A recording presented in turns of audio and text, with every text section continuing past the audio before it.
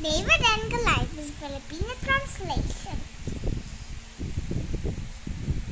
Once there was a shepherd boy named David.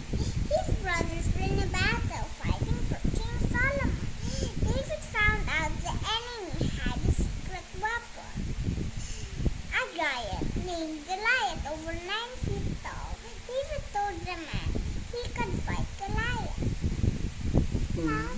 Next page, baby.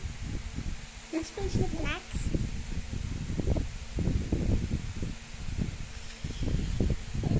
Then David went to the king and told him he could win. The king just laughed and said, "But you're just a boy." David said, "God will help me."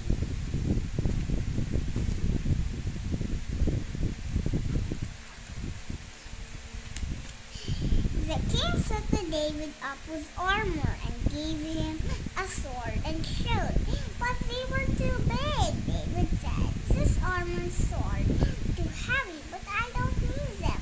I just need my slingshot." Tapos na, Dad. Nice. When David saw the giant, he called out to him, "I don't need a sword. I have God on my side." Then David put a rock on the sling and shot it at the giant. The rock hit Goliath smack in the forehead. He fell to the ground. David had saved his people. He was a hero and would become a great king himself. Wow, ang ganda naman ng story mo, Ray. Yeah, meron pang isa doon. Ano pa pong isa? Ito. Ano po yan? Tagalog.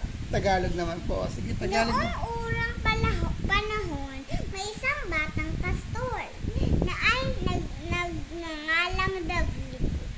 Siya ay may mga kapatid na lumalaban sa digmaan kasama ang mga kawal ni Haring Solomon. Nalaman ni David na ang kalaban ay may kakampi na higanteng kawal na may siyam na talampakan.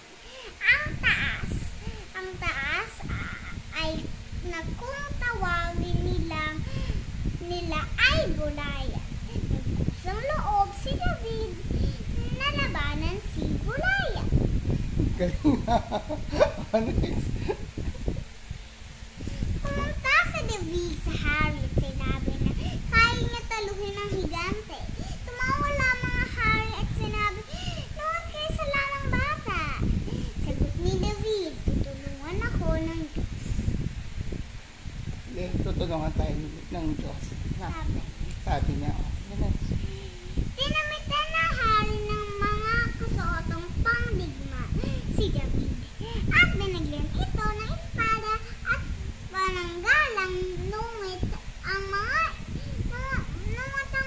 ito ay masyadong malaki para sa kanya. Sabi ni David, "Masyadong mabigat, hindi ko kailangan ng mga ito. Kailangan ko lamang aking tirador."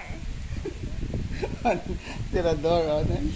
Nung nakita ni David si Goliath, sabi niya, hindi ko kailangan ng armas. Dahil ang Panginoong Diyos ay nasa tabi ko. Nalagay niya ay ang isang bato sa tirador at ibinato ito.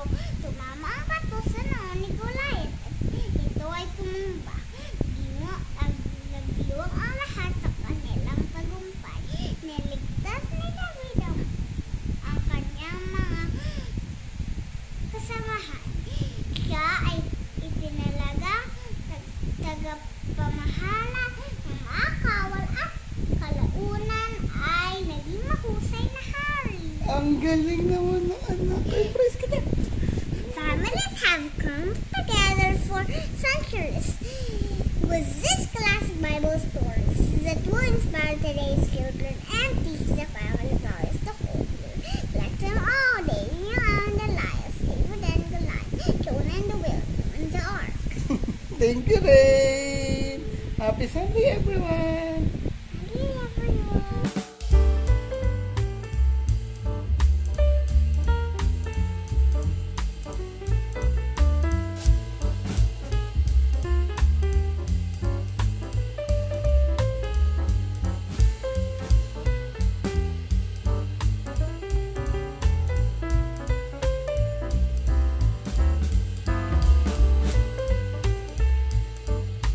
Bye.